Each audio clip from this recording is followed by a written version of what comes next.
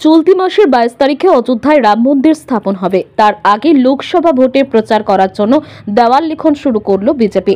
সেখানে রাম রাজ্য গড়ে তোলার কথা উল্লেখ করা হয়েছে। তা নিয়ে কটাক্ষ করেছে তৃণমূল বিধায়ক অসিত মজুমদার। পাল্টা ধনেখালিতে এসে তৃণমূলকে আক্রমণ করেছে রাজ্য সভাপতি সুকান্ত মজুমদার। ভালোই হয়েছে। আমরা তো সারা বছর পড়াশুনো করি।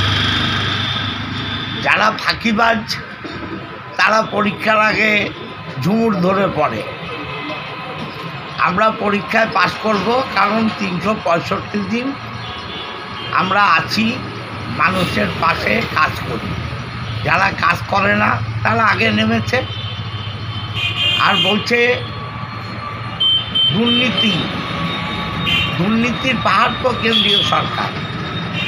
প্রধানমন্ত্রীর যে করোনার সময় রিলিফ ফান্ড হয়েছিল তার কোনো হিসাব আছে?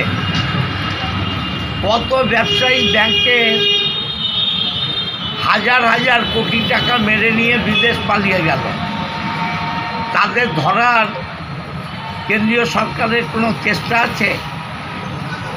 রামরাজত্ব বলছে। রামরাজত্ব বলতে ভালো লাগে। গুজরাট রামরাজত্ব, ইউপি রামরাজত্ব, যেখানে প্রতিদিন মহিলাদের উপর অত্যাচার হয়, মহিলাদের সম্মানহানি হয়, যেখানে বিজেপির সরকার রয়েছে, সেখানে মেয়েরা কি সুরক্ষিত? ধর্মের হানাহানি। আর রামরাজত্বের কথা বলছে। ভারতবর্ষের 4টে শঙ্করাচার্য, পুরীর শঙ্করাচার্য, তারা বলছে এটা অন্যায়। রামনবমীর সময় রামের নামে মন্দির হতো। 22 তারিখে কি আছে? রামকে এরা অপমান করছে। আর সীতা ছাড়া রাম হয় নাকি? আমরা তো বলি জয় সিয়া রাম, জয় শ্রীরাম নয়, জয় সিয়া রাম, মানে সীতা এবং রাম। সীতা ছাড়া রামরাজত্ব হয়? এরা মূর্খ দল, মূর্খামি করছে। ভারতবর্ষের হিন্দুদের মনে সুরসুরি দেওয়ার জন্যে এসব হচ্ছে। বাট ভারতবর্ষের যারা ধর্মগুরু তারা বলছে এটা অন্যায়, এটা অবিচার, এটা দলবাজি। 22শে জানুয়ারি আপনারা জানেন রাম মন্দিরের উদ্বোধন হচ্ছে।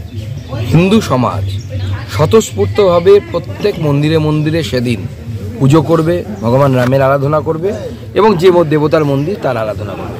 সেই সময় এই রাজনৈতিক মিছিল এবং এই মিছিল আমরা যেটা আন্দাজ করছি যে এই মিছিলে সর্বধর্মের নাম হবে, আসলে বাবরের লোকেদেরকে নিয়ে দাপাদাপি করা হবে।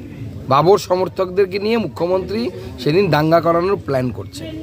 এই দাঙ্গা করানোর প্ল্যান মহামান্য আদালতের উচিত ভেস্তে দেওয়া, কারণ এর মাধ্যমে সাম্প্রদায়িক উস্কানি দেওয়ার চেষ্টা করা হচ্ছে মমতা বন্দ্যোপাধ্যায়ের তরফ থেকে, যে রাম মন্দির নয়। কারণ এবং সেই মিছিলের রুট আপনারা দেখলে যেখানে শেষ হচ্ছে, বিশেষ করে পার্ক সার্কাসে সেখানে শেষ করা হচ্ছে, তার উদ্দেশ্য পরিষ্কার বোঝা যাচ্ছে যে ধর্মীয় উস্কানি দেওয়ার জন্য এবং বিশেষ একটি ধর্ম সম্প্রদায়ের মানুষকে হিন্দুরা সেদিন পুজো করবে মন্দিরে মন্দিরে, তাদের উপর লেলিয়ে দেওয়ার চেষ্টা করা হচ্ছে। সেইটা করার জন্য এটা চেষ্টা করা হচ্ছে। যদি এই চেষ্টা করা হয়, ভারতীয় জনতা পার্টি এবং হিন্দু সমাজ একত্রিত হয়ে এর প্রতিঘাত দেবে এবং সেই জন্য কোর্টের উচিত হবে যে এই মমতা বন্দ্যোপাধ্যায়ের এই দূরভিসন্ধি দিকে বন্ধ করতে হবে।